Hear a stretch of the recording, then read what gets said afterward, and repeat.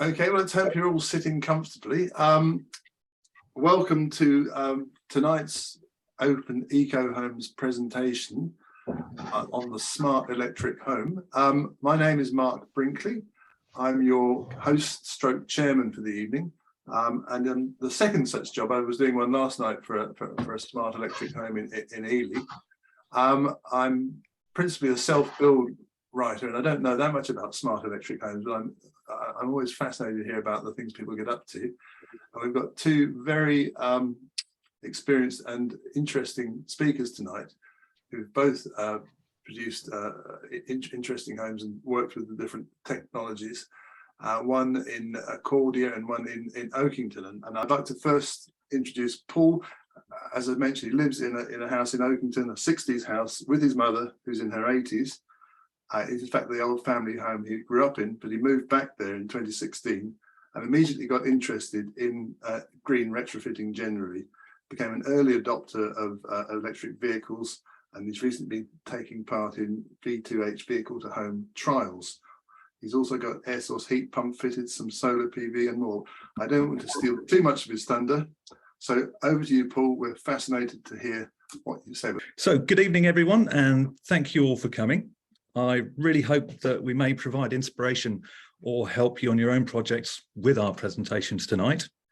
First off, I'd like to mention that my background is in adventure travel. I have no prior engineering or building experience prior to this project.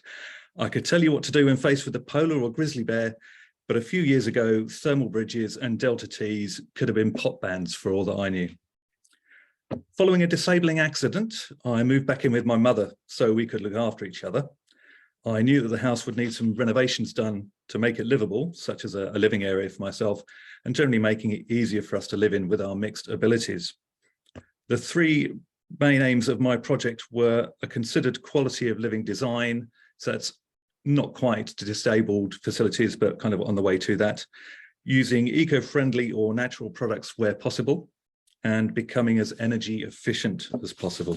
Okay, my disability makes it difficult for me to travel, so I need a car, but I don't do many miles. This made me a perfect candidate for being an early EV adopter, with a BMW i3 that could only do about 60 miles. At that time, the second-hand price of EVs was bargain basement due to the general misunderstanding or distrust of battery technology, which would soon change. As a family, we've always been eco-conscious, so that was always in my mind. And when I found Open Eco Homes, it provided mountains of information and inspiration. I started to learn about insulation and ventilation being core principles to retrofit, and was able to visit properties with heat pumps and ventilation systems to learn as much as I could. This is really when the idea of full electrification of my house began to take shape as a possibility. When I moved back, it had been my mum's home for 50 years, and she was very happy with the way things were, thank you very much, and couldn't see any need to change things. So in order to convince her of the benefits and possibilities, I knew that I needed to get architects on board. I had a builder friend, and between us, we could have put something together, but the architects brought a lot of knowledge and experience to the table, making it a worthwhile investment. Having become a convert to EVs, when I heard about a vehicle to grid trial, it just made complete sense to me, and I could see the potential, as EVs really are just batteries on wheels. And with my usage of the EV being mostly in electricity off peak times, it would be on my driveway and able to export during peak times. A real no-brainer. Another major factor was to do with cost, because if you were to buy the equivalent home battery storage that an EV has, the cost would be higher than that for an EV. Well, the cost of a Nissan Leaf at least. It was sometime around here that it became obvious that now was the time to incorporate any major changes, like an air source heat pump, as although our gas combi boiler was in good nick, installing a heat pump sometime in the future would mean pulling the house apart again. So it's best to get it all done in one go. By 2020, the plans are pretty finalized and the main eco and energy efficiency measures are decided upon. Then the world imploded. Having already planned the eco and energy efficiency measures, I was able to make use of the Green Homes Grant before it ended in getting my pitched roof insulated with spray foam, as I knew that it could be done independently of any other measures. Equally, when Solar Together group purchase leaflet came through the door, I knew I could proceed with that and get close to a 50% discount on standard prices. Again, when the government announced at the end of the renewable heat incentive, I decided to push for an install before that scheme ended, as replacement schemes are never as good. Work started on the full retrofit in May of this year, and 5 months so far might sound like a long time, but that's only 4 days a week and with a minimal crew, which has been just the right slow and steady pace for my mum, who's in her 80s, to cope with the changes taking place and a house not being overrun by tradesmen. Next week is the big day when the energy company come round to remove their meter and I stop paying the standing charge, finally fully fossil fuel free. And let's call it methane, not natural gas. The property itself was built in 1968, though this picture was taken in the 90s and after all 3 properties had built front extensions. It's brick and block built on a concrete slab with standard 50mm cavity walls. View from the rear, and it's a 4-bed, which is 2 double, 2 single rooms, and it's mid-terraced house. Knowing the changes that were going to take place as part of the overall scheme meant that I was in a position to take advantage of the Green Homes Grant and Renewable Heat Incentive, knowing how they would fit into the overall scheme. As part of the plan, I'm moving all of the fuse boxes and inverters down to the front of the new garage area, converting the rest behind to habitable area. Currently, all the electrics are spread out along the garage, a complete mess. So this will allow it all to be tidied up, allow easier access and allow room for future additions to the setup, perhaps batteries and a smart consumer unit.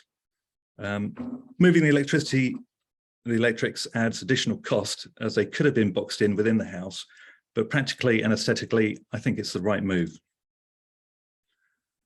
Knowing also that I would eventually be stealing some space for a new wardrobe from the 2 small bedrooms being combined, it made it easier to live without a wardrobe for a while when I gave up my wardrobe to the heat pump gubbins and a water tank. I might have been able to shoehorn the heat pump and bits into the bathroom, but it was woefully small to begin with, and I wanted to create more space there. And also to accommodate the Air Eco mechanical extract ventilation. A link will appear in chat at one point to take you to an Open Eco Homes video with Vince from Air Eco to talk about that technology. The energy efficiency measures I'm incorporating are extra insulation to reduce demand for both heating and cooling, and an intelligent membrane to control air and moisture tightness, all of which means that I have to introduce a mechanical ventilation system, for which I've chosen Air Eco, as previously mentioned, partly for its lower energy use.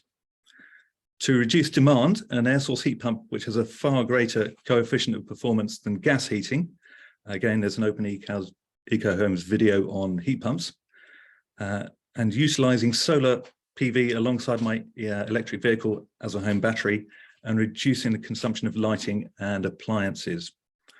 And I also have a shower that uses 75% less water than a regular shower, and that helps to reduce my water heating demands. If anyone's thinking of installing solar PV, I always emphasize that you get your money back through storing, not exporting. As we move to time of use tariffs, this becomes ever more important and effective at reducing energy bills. Batteries were available through Solar Together, the solar panel scheme, but as I already had a battery on wheels, I didn't think that this was necessary. I've been installed with a 4.76 kilowatt array, which is much larger than I actually need. In the summer, there's no way I can use all of the electricity myself. And back in December 2021, I didn't generate enough to fill my car battery even. Fortunately, I was able to export through the vehicle to grid trial, and hopefully in the future through the vehicle to house at some point when that gets going.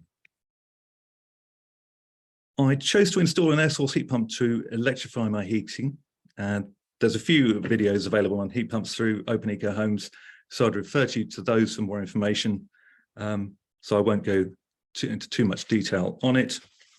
But again, having planned in advance, and knowing where everything would go, it made it easy to proceed with installation prior to the rest of the renovation taking place. So I had this installed in December, whereas the main renovation started in May. This was the wardrobe that I sacrificed, knowing that I would be taking space from the adjoining single bedrooms to create a new wardrobe here on the right. This, however, is my Mixergy tank. I first heard about them on the Fully Charged show, which if you haven't watched before, it's a YouTube channel, very good source of information. I saw that Robert Llewellyn had one and I wanted one. A fantastic piece of smart technology that works. You set it up and it works in the background. You can heat the water from mains electricity or gas, from diverted solar PV, and through those it only heats from the top, and it heats as much water as you would regularly use, and it works that out automatically. If you're heating the water from a heat pump, then it will heat the whole of the tank. And the other smart feature to go with this is that you can link it to a time of use tariff so that it will choose when water for you, so that you're getting your water heated at the cheapest rates. Pardon me for a moment. So this graph shows my energy usage for December 2021. This is combined gas and electricity put together. And December was when I had my heat pump installed, and it was turned on the 14th of December. The grey lines are for my gas usage and the green lines are for electricity, and they're both measured in kilowatt hours. Interesting point is the 7th of December. Oh, sorry, the blue and the red lines show the minimum and maximum outdoor temperatures. And on the 7th of December, the outside temperature dropped to 0, and my gas usage for that day, heating and cooking, was 100 kilowatt hours of electricity. After the heat pump had been installed and turned on, the outside temperature dropped to 0 again on the 22nd of December. And on that day, my electricity usage had not risen exorbitantly, showing the energy efficiency of a heat pump. And there's a little bit of redundancy to this graph, as it doesn't show solar or what I'm taking from my car and using before exporting, but there was very little solar in December and only a very minimal amount of vehicle to grid electricity that I could have used, but it just gives an indication of the energy efficiency. So now we're on to the really exciting stuff, and there's just so much potential to these concepts. To get onto the vehicle to grid trial, I did need to change my car from the aforementioned i3 to a Nissan Leaf, as it's only the Japanese built cars that could do bi-directional charging at that time. Other companies are starting to incorporate bi-directional charging. Volkswagen have announced all their cars from this year, and some of the South Korean manufacturers are also incorporating into it, but the majority of vehicles don't allow for bi-directional charging. So the idea is that your EV battery stores energy when grid demand is low, which is generally overnight, and it's taken back onto the grid when there's high demand, which would be 7 till 9 in the morning and 4 till 9 p.m. mostly. And the import and export is all controlled by grid demand, and you're compensated for every kilowatt hour the grid takes out from your car battery. So it's not quite selling, it's more a storage service, and we're being recompensed for it. This trial was set up by OVO Energy, the energy company, Kaluza, who made the software, and Indra, who built the hardware charger that was installed. For vehicle to grid, you do have ultimate control over what amount of your battery is used. You can set minimum and maximum charges. It won't take more than 25, it won't put your battery to less than 25% and it won't charge it up to over 90 or 95% in order to preserve the health of the battery. And you can set a daily timer. So if you're going out every day at 7 o'clock, you can set the minimum charge to be what you need for your battery usage for driving. So you'll always have a car ready with that amount of battery charged up for you. As I mentioned, the import times in the blue lines are in the middle of the night, and export a little bit in the morning and generally in the early evenings. So on to my energy bills. For 2018 to 2019, this was the year before I started the vehicle to grid trial. I had an EV, but I didn't have any solar. And for the energy bills, that's gas and electricity combined. So for 2018 to 19, I used £1,372. On to a year on the trial, 2020 to 2021. And I didn't have the solar panels at this point, but you can see that on the vehicle to grid trial, I was saving myself a few £100s over the course of the year through being on the trial and selling back electricity. The following year, 2021 to 2022, I had the solar PV panels installed. And in that year, the energy company ended up paying me £459. So that was a rather good year. This was a trial, so the rates that were set up for the participants were very kind of beneficial, as they had to entice us to gamble our car batteries on the trial. I doubt that in the future that being a participant would be quite as beneficial, but who knows. I enjoyed being on one of the only 330 people in the UK enrolled onto the trial, and was asked by OVO if I'd mind being interviewed, which ended up with over 20 articles from local press to the Sunday Times and worldwide with Bloomberg and others. So that was rather fun. On to the new trial, vehicle to home. OVO Energy, who are behind the vehicle to grid, they haven't made any announcements post December of this year. So with the energy crisis situation the way it is, it leaves everybody a little bit unsure, but vehicle to home trial appeared, which is being run by Indra, who were the manufacturers of the charger hardware. And the idea is vehicle to home is that the homeowner has more control over usage of the energy, filling the battery from excess solar and topping up from the grid in cheap periods when there isn't enough solar. You can be on any tariff from any supplier, but Octopus's tariffs are the most future-oriented, and there's the option of switching to their agile time-of-use tariff once the energy crisis is over, and that may allow for some export, also if the software for the charger gets updated. As you can see from this graph, I've only been on this trial for a few weeks now, but this graph, the blue lines are for import, and that's from 12:30 a.m. to 4:30 a.m. on the Octopus Go cheap rate, and then it tops up with any excess solar during the day. And the green lines for export are the times outside of solar generation when you're running your house from your car, which is what I'm doing right now. Everything here is now running from the car battery whilst I'm speaking to you. And to give you the comparison with the vehicle to grid again, so with vehicle to grid, it's the energy company that controls it. They take the energy out at the peak time as suits them. You might use some in your house, but you don't ultimately have any kind of control over it. So the idea is that vehicle to home gives you more benefit. Okay, on to smart home devices.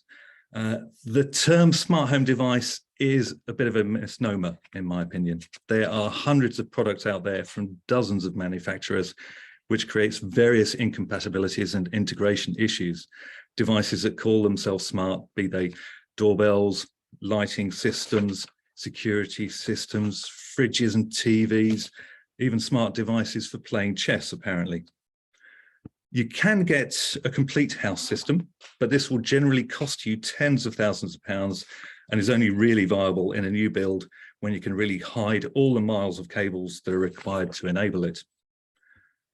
All of these products use different forms and combinations of connectivity. They might use Zigbee, Z-Wave, Bluetooth, Wi-Fi, but worse still, they often each have their own unique language, which means they cannot communicate with other smart devices, and most require their own base station or bridge, which is far from energy efficient. And where do you put in even 6 or more hubs? Incompatibilities and integration issues are unavoidable. Recently, though, quite amazingly, the big names in smart homes have agreed upon a standardized system using Thread as the language and Matter to run connectivity. This should enable all manner of devices to talk to each other, but these devices are still quite rare on the ground. So we're still far from an integrated smart home that works in the background with little user input to generally make your life easier.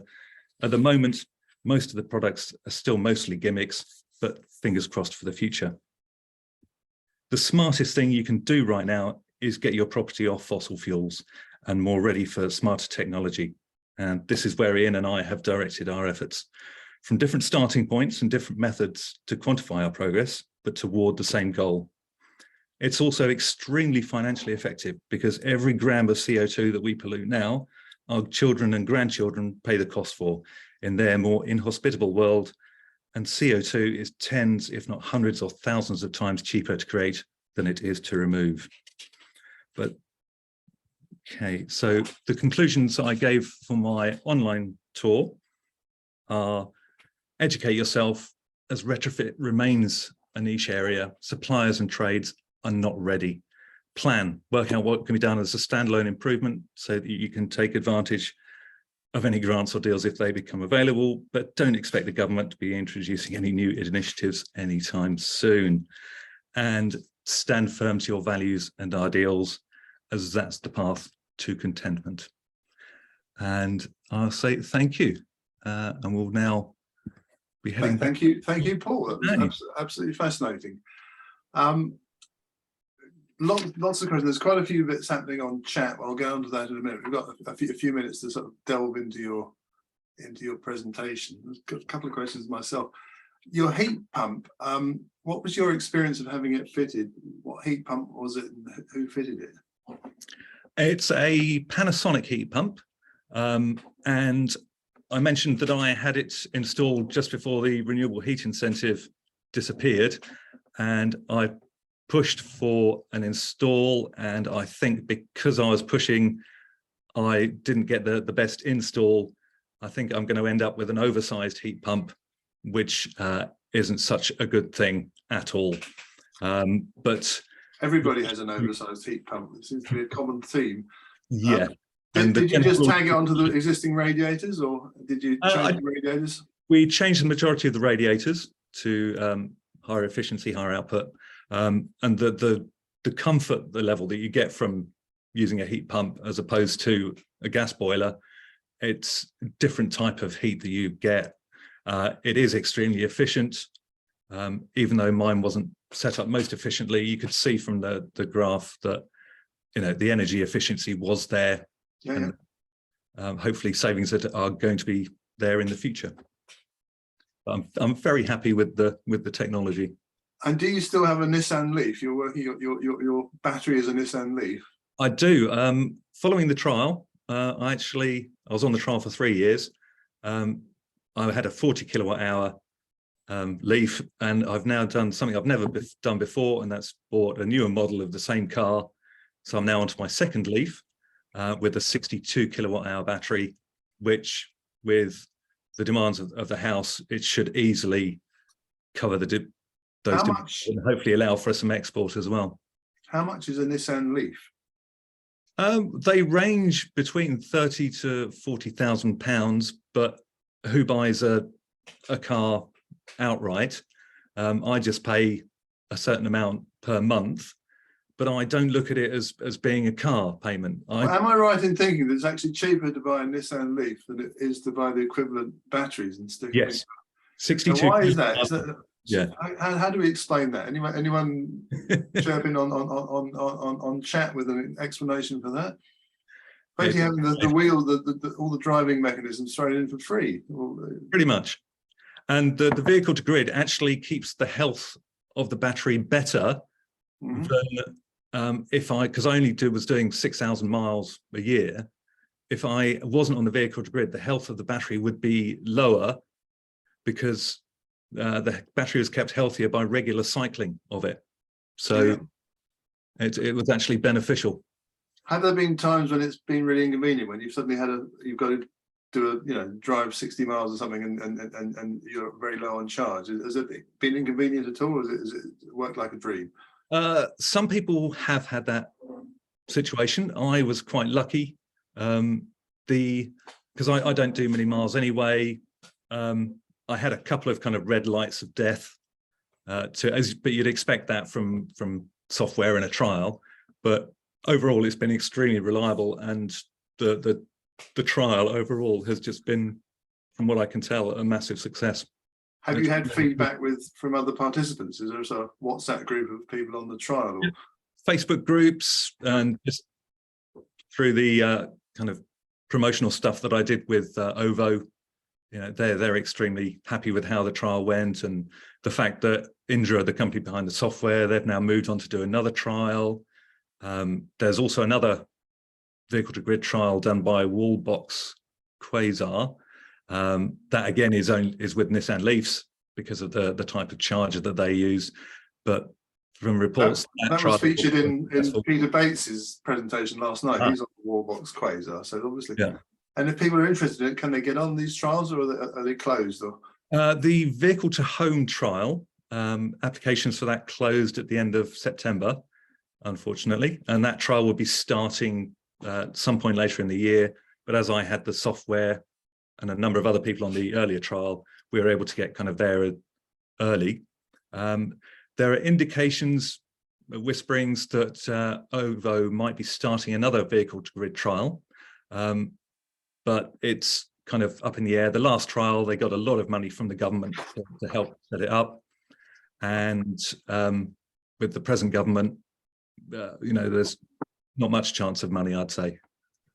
Okay, and does it work with the time of use tariff, or is it just it comes on like economy 7 at fixed times every night?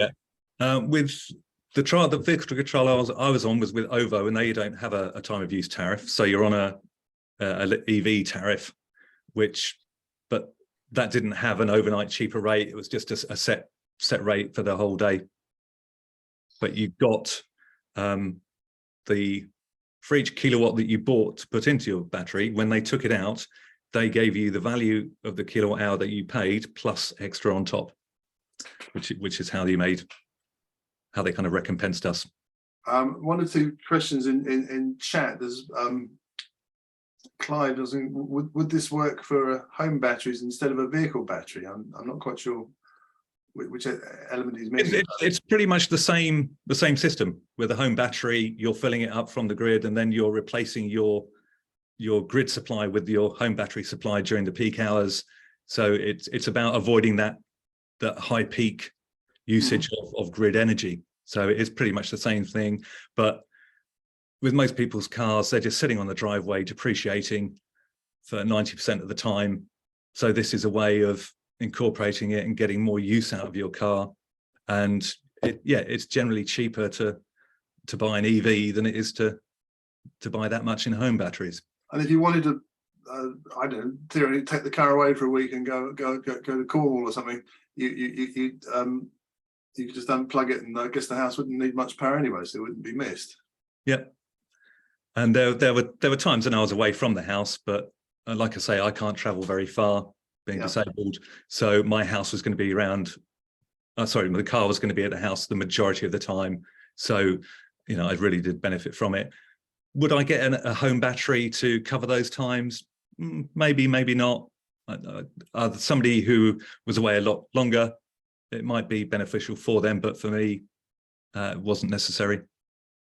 What Bob Johnson asked, what current can be drawn from the car battery? From the battery, it has been, well, during the trial, it was restricted to 3.69, which is the kind of the standard rate above which you need to get the DNO approval, your G99, whatever. For the vehicle to home trial, I actually applied to UK Power Networks, our DNO here, and they have allowed me an 11 kilowatt import and export rate, and the car can export up to about between 6 and 7 kilowatt. So that should cover all of my home use for the air source heat pump, having the telly on, the lights on, turning on the kettle, which is a big draw on electricity. And the new battery is 62 kilowatt hours. 62 kilowatt hours, and hopefully probably not enough to heat. Well, maybe it is enough to heat. Is that enough to heat the home on a day when it's freezing? For the load of 4 or 5 kilowatts. I certainly expect it to. Yeah. You haven't been through a winter with yet. Well, if you can see behind me, I haven't really got much of a house at the moment. We don't actually have heating. Indeed. We're waiting for that to be linked up again. I'll just have a quick look. You did increase the radio sales. You don't have underfloor heating, do you? So, no. Delphine Dyers are asking that. If I had the money, I might have, but I'm not a big fan of underfloor. I like the heat to come from the top, like the sun. Okay, I think that more or less clears the bulk of the questions. So, if you're happy with that, we'll move over to our next presentation. So I'd be pleased to do that. Thank you all for listening. Our second speaker tonight is Ian Cary, who's a long-term supporter and indeed has used his house on Cambridge Eco Homes in 2013. Ian has an end terrace house in the Accordia development off Brooklands Avenue, which in its time is a very groundbreaking and interesting development. It was finished in 2010, I believe, and had an energy rating B, which at the time was pretty good. So it was built to the building regulations of its time, but it wasn't really enough to satisfy Ian's thirst for eco renovation. So he set to work on adding solar PV and air source heat pumps. But recently he's been experimenting, rather like Paul, with the cutting edge of home electrification. Has been digging deep into the world of batteries. And he'd like to show us his slides, and over to you, Ian, if you can manage to load up your presentation.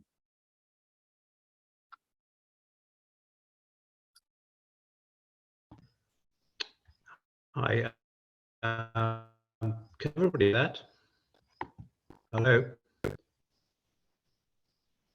Hello, everybody? I can hear you, Can yeah. you hear me? Yeah, anyone to wave if they can't? Right. Raise their hand if you can't. Much more. I'm just going to start the presentation, and hopefully everybody can see the first slide.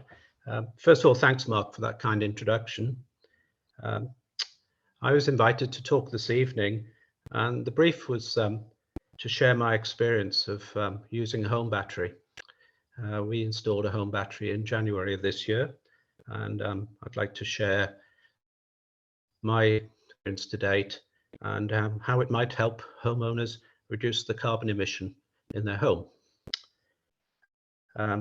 It's a short presentation, it's just 14 slides, and the first few slides will provide a little bit more detail to the journey that we've been on. The middle part of the presentation will be focused on carbon.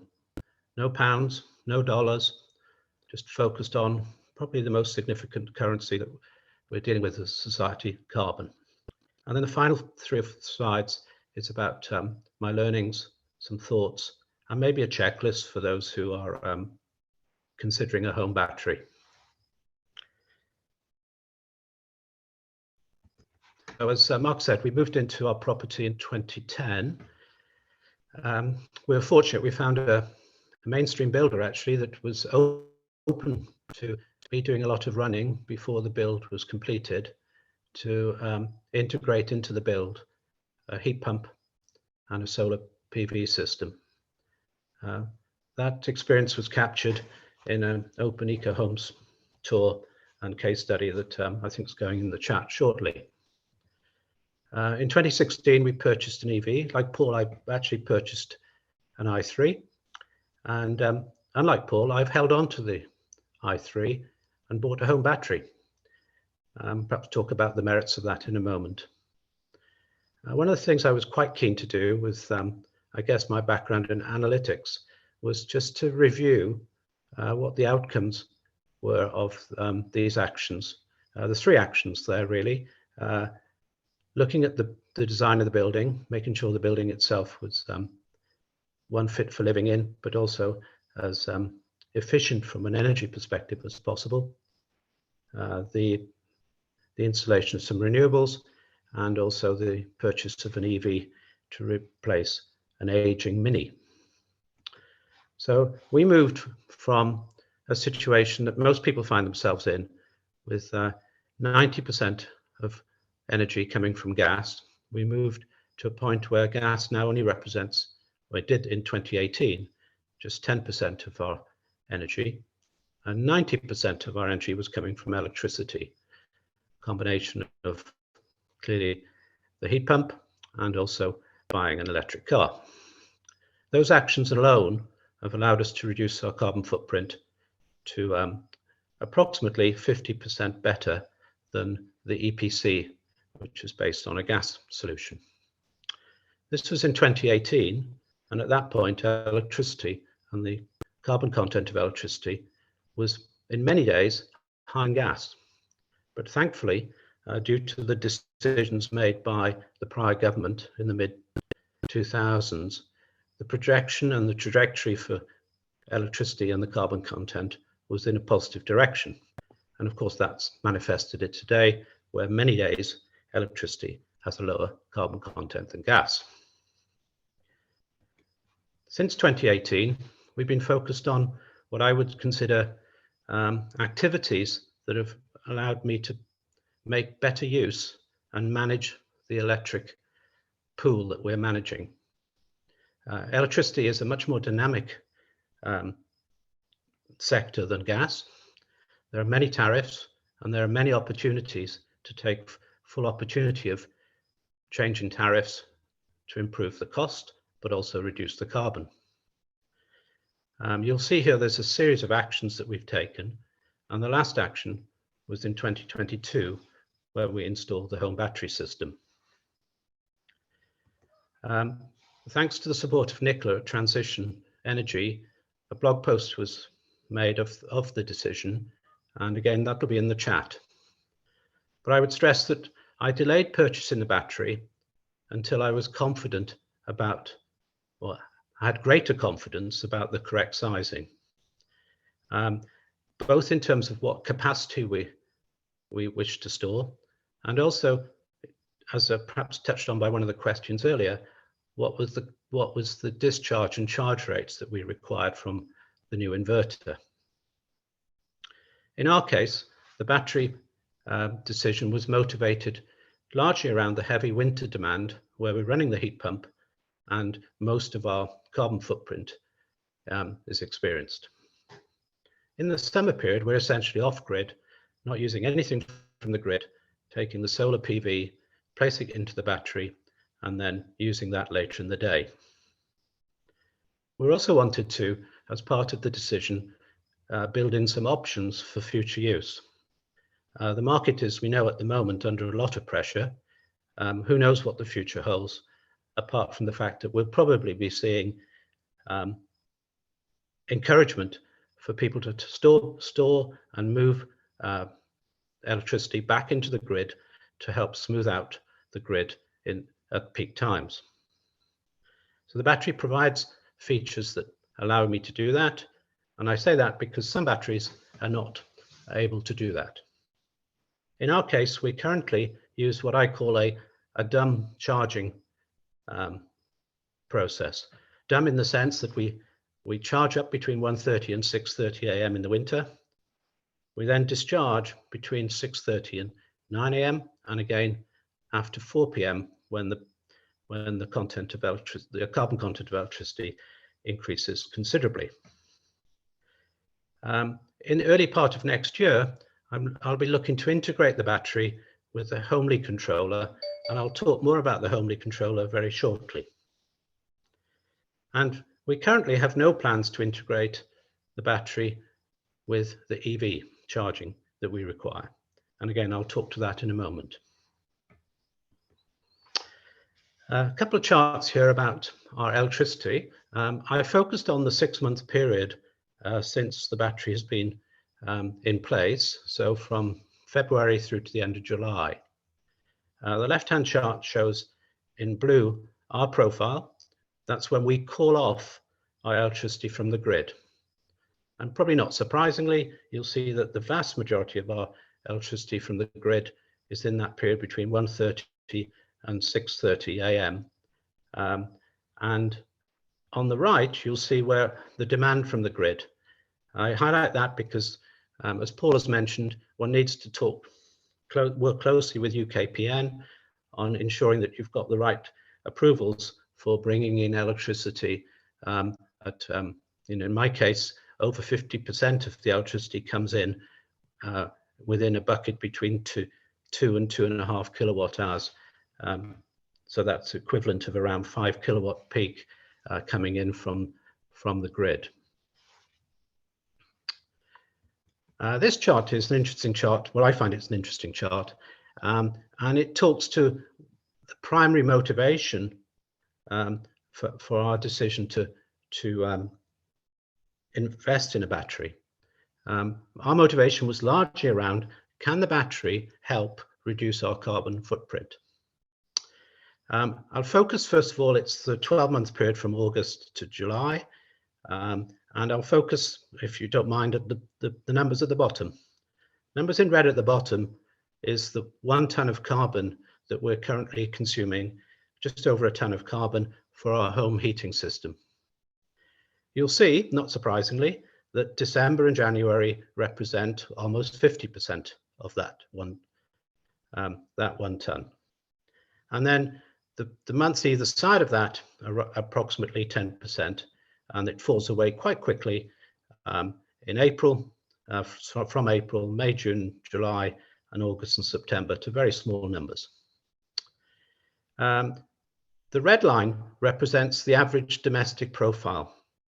So if we focus on February, let's say, for the moment, you'll see that in February, based on the average domestic profile call off from the grid, many people calling off electricity at peak hours, not necessarily bringing their electricity into the same early morning charge profile that I'm using. The average profile was just under 140 grams per kilowatt hour. We achieved 100. But that said, in April, the average was just over 180, and we were just over 180. I'm looking at the profile from February to July because that's when we had the battery in. You'll see before that, we were generally below, but followed the line of the red line. I just want to spend a few more minutes on why this might be and what we are going to do to see if we can consistently beat the average. In February, you'll see that the blue line, apart from one day, was below the red line. Our total emissions in February were 100 kilograms. We consumed 135 kilowatt hours of electricity. Excuse me, sorry, we consumed nearly 1,000 kilowatt hours of electricity, 971. In April, we consumed almost half of that, but the carbon content and the carbon footprint was almost identical at 100. And in fact, on many days, the blue line was better than the red line. Sorry, the red line better than the blue line. I think probably most people have come to the to the four-letter word that's featured today, actually, in the press coverage on the current concerns about energy security, safety. And of course, the four-letter word often is wind.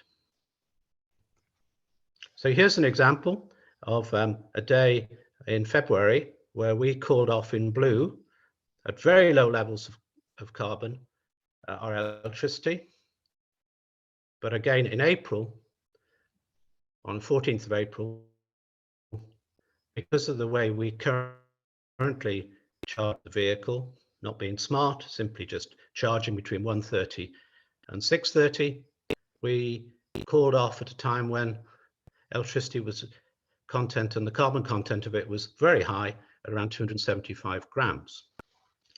So one of the learnings of this trial experience that I'm working with is how can we use machine learning and perhaps outward forecasting to better improve the probability of reducing our carbon footprint relative to the average. This busy chart highlights the wind content of the wind generation of the total electricity mix by month. In February, it was up at 47%. Since then, there's been very little wind generation, or much lower wind generation. In fact, in July, it was down at 21%.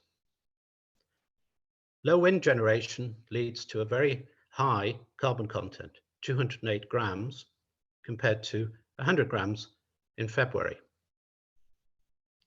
The question I think I'm working through is how can we spot within the 24-hour cycle the low carbon periods and use the charging of the battery to take advantage of that? And also, how can the system as a whole increase its dependency on wind and reduce its dependency on gas? I just highlight the first 5 days in October, and not being in the UK, I've not experienced it, but I understand it's been pretty windy. And the first 5 days of October, 39% of electricity from the grid came from wind, with the resultant lower CO2 content. I touched on the fact that we've installed a Homely. A Homely is one of few smart devices that I would consider I've invested in. It's smart in the sense that the Homely controls our heat pump. Our heat pump was installed in 2010. Many heat pumps today have features that certainly are not present in early generation heat pumps. And in 2020, I invested in a Homely. The Homely, as it says here, looks forward at the weather forecast, learns how the house and the losses within the house are experienced, and also takes full use of time of use tariffs to make sure that the desired temperature in the home for heating is achieved within a plus or minus range that you can preset, and works to ensure that the electricity that's pulled off is at the lowest carbon content possible. The outcome of this work so far has led to a further reduction in our emissions from the home. Off the 2018 levels, looking at the analysis and the data that I've pulled together, it suggests that we've reduced by a further 50% or close to a ton from the levels that we were operating at in 2018. And of course, a big part of that has come from the improved, what I call supply, or the CO2 in the electricity that's coming into homes. And a third of it has come from a reduced demand through better operation of the heat pump, and by taking actions within the home to reduce the overall temperature of the house during the winter period. My assessment so far is that the battery and the management of the battery to optimize against carbon, not solely price, will lead to a further 1/4 of a ton of savings in carbon between October and April over the heating season. And that the home, with the benefit of the battery and the machine learning around the homely, is probably looking to operate at around 30 kilowatt hours per meter squared per annum on an ongoing basis. So just in summary, I have two charts here. One is my learnings, and the final chart is a checklist for those who are thinking about a battery and how they might approach it. I think my learnings so far have been, well, the primary learning is a lot can be done by improving, setting out the layout of the building so that it takes full advantage of light, air, lots of thermal gain, and avoidance of overheating. But also using data generated from the smart meter provides confidence in decisions around battery storage, the potential to use grid services in the future, and V2G or V2Home take-up. The emerging market for smart devices, and I absolutely support the message that Paul conveyed, the emerging market around smart devices that have machine learning features embedded within them will also improve outcomes for homeowners in terms of energy usage. In our case, the winter period creates the opportunity to discharge the battery to reduce carbon content, and that's largely around the fact that we have a heat pump, and I'll talk more about that in a moment. And in the summer period, there's an opportunity to charge the battery from surplus PV and minimize grid supply. And then finally, 2 points. One around tariffs. It's very likely going forward that the difference between low price and high price electricity will widen. We've already seen it this year. I think it'll widen both in absolute terms, in terms of pounds, but also in percentage terms. And I say that because renewables will continue to grow. They're not growing fast enough, and there's been lots of delays over the last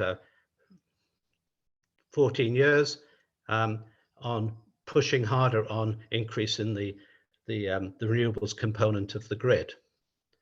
So I would, if there's an opportunity you have, try to press for greater wind generation and investment in storage, both at the local level and at the system level as a whole. My final slide talks to the brief. If you are thinking of investing in a home battery, there's some things I think probably need to be answered before you move forward. The first question is, and it seems so obvious, but many homes still do not have a smarts 2 meter. I think it's essential. It gives you access to data, but it also provides you with access to the innovative tariffs. In terms of thinking about the investment, I think it would be helpful to think about what does your home look like in a post-electrification world in terms of the electricity demand within the home. And I think it needs to be considered both for heating and in some cases also for cooling. Obviously, there are some passive cooling techniques, but some homes will actually need active cooling as part of the future world that we're moving towards. Without electrification of heating, it's my firm belief that the attractiveness of a battery significantly diminishes. Simply said, the electrical demand in the home doesn't warrant the large capital costs of investment.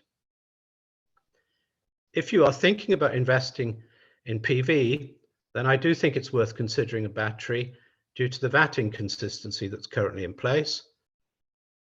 And it supports an increase in the percentage of using own generated kilowatt hours when pricing is increasing.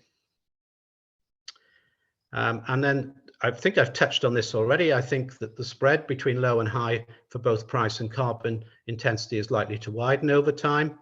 And I think that helps the decision on batteries. But I would also say that there may be alternative pathways to access the benefits of storage. as Paul's mentioned, there's the V2H trial that's underway. Or maybe if you're thinking about changing your heating system, consider heat storage in the form of a TEPIO or a caldera. And there's a very useful blog from TEPIO on how the TEPIO ZEB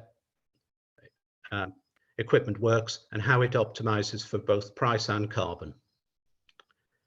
So that's my quick run through the last since 2010, and I'd be happy obviously to take questions or open it up. I'll stop sharing now, Mark. Thank you, Ian. Another fascinating presentation, different angle to what Paul was using.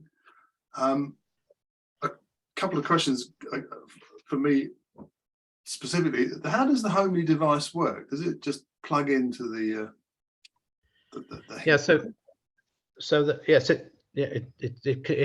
plugs into the heat pump, but it also has a couple of temperature nodes, and the temperature nodes can be placed in the first question is, where do you place the temperature nodes? Because as we know, homes need the temperature within a home is a tricky thing to manage, and you have to be thoughtful about where you're trying to track the temperature, from what room, at what time. So there are two nodes, and with those nodes, you can then determine the desired temperature, desired time of day. So in our case, we look to have the building at 18 degrees when we wake up in the morning. And I'm happy to accept a plus or minus 0.5% variance from that. The homely then takes that information, looks at the forecast for temperature for the following day, and operates the heat pump. It knows what time of use tariff you're on, and it also looks at the forward carbon content for the day. So one side of it is like a weather compensation system. Yeah. That measures, you can either measure that externally or internally, and it sounds like it measures it internally. Well, the internal temperature of the house. And well, the other side, it looks at the external temperature as well to determine what temperature does the building need to be at to deal with the forthcoming temperature. Do you have to set a node outside on the wall or in the No, shelter? it knows your postcode and it takes the local temperature forecast. And then the other side works with time of use tariffs, or a particular time of use tariffs, or just. They're widening it, but there's, and I think deservedly, Octopus tend to have a monopoly on many of these at this stage, given the work they've done on innovation. As a note from Bob Johnston in chat saying currently it only works with some Samson heat pumps and maybe Midea heat pumps. Does that chime with your experience? That's not the case. They've widened their usage now. Bob, I don't know whether you're in touch with them, but Carolus, the main developer there, ours is a Dakin 2010, and that system is mine's integrated for the heating aspect, and I know he's working on Mitsubishi, and the work that he's currently doing is to look at the optimization with carbon as well. Mm-hmm. And what about your batteries? Which supplier did you choose, and how much were they? Yeah. So the first question is, what size do you need? And in my case, I had to, wanted to be absolutely sure again that the time of use, the smart meter is vital to that, but also a data logger running on the heat pump. Also trying to understand if if you take Christmas Day when you've got the turkey in the electric oven, and that's the time I want to be sure I can run my battery. Now it doesn't run through the winter period for the whole time. It runs through till 9 a.m. in the morning from 6:30 and again from 4 p.m. in the afternoon. I decided not to size it for the whole day. I didn't want to oversize for those few days where the heating demand is very high. So there, people will have a different view on that. So the answer to your question is I decided to go for lithium phosphate. It's a heavier thing. It doesn't move. And I felt that was a better solution from a from a resource perspective. And I've got a 15 kilowatt hour dischargeable. Again, one needs to look very closely because battery manufacturers claim things, but you need to look at what the dischargeable capacity is. And I have a 6 kilowatt peak inverter. So that allows me to run my when that turkey's in the oven and the kettle. So 6 And run the kilowatts, heat. your peak discharge from it. From the battery, yeah. No. And the overall and 15 kilowatt hours is the size of the battery. Excuse me, I didn't catch that. 15 kilowatt hours is the size of the battery. That's correct. The maximum load. It's Yeah, interesting to compare that with the Nissan Leaf, which is 60 plus kilowatt hours, isn't it? It's interesting. Yeah, no, I think, you know, decisions on what you invest in. We took the decision that our BMW, we you know, the embedded car, we didn't want to replace the vehicle, and we weren't at a point where we felt it was a sensible decision. And that in the case of the BMW product, is a carbon fiber bodywork, and you know, the number of moving units in the electric vehicle are low. So I fully expect that vehicle to run for 20 years, even with some decay in the battery.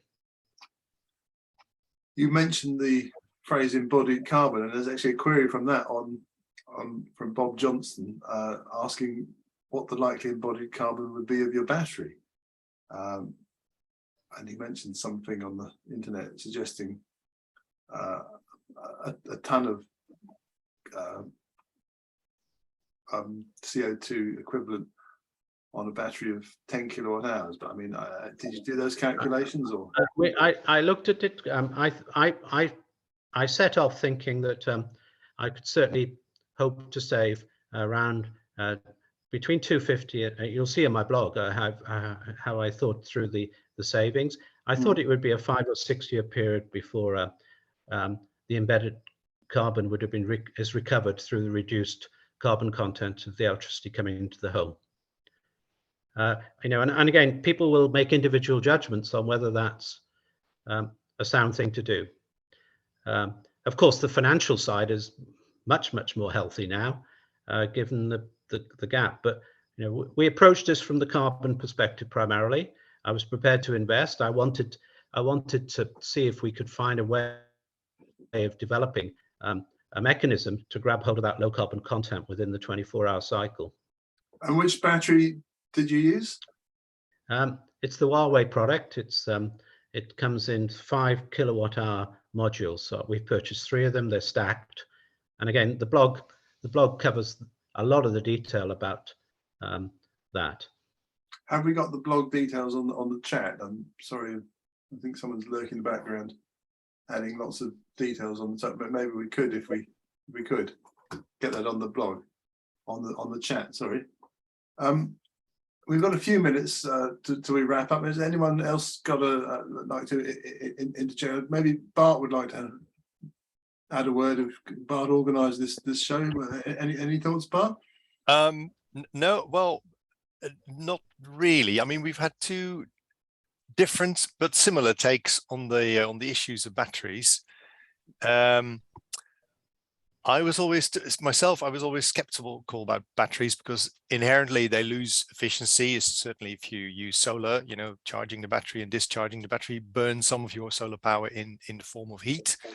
The same goes for these electric trials. But you know, with the recent price developments, it does make sense, and I think our speakers have also looked at the future a bit, where you have to, like Ian said, look long term and think about your fully electrified home. But it does come with a few warnings, and I think those have been clearly spelled out as well. So I'm,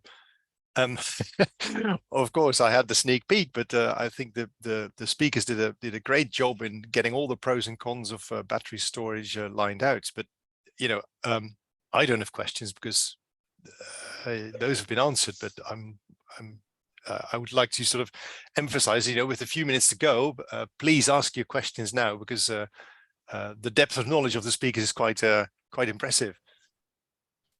Yeah, if anyone wants to have a word, raise your hand. I'll probably catch you on the working through the list of participants.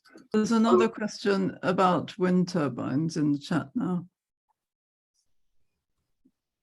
Thank you, Libby. Clive, can you see that one? Has anyone looked into small wind turbines for when solar is minimal?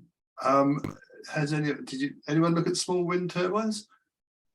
My understanding is that small wind turbines never were a particularly good idea. They don't produce very much power, and I think the days of small wind turbines bolted to buildings are gone. But maybe someone wants to disagree with me on that. My answer to that is I invested in the cooperative through Ripple. So as a communal investment, the first Ripple wind turbines up and running, and the second one is in start the production, and of course the returns on that reflect the wholesale price of electricity. So again, you know, it's an investment. It's not an investment in your own asset. It's in a communal asset, and it is run as a cooperative.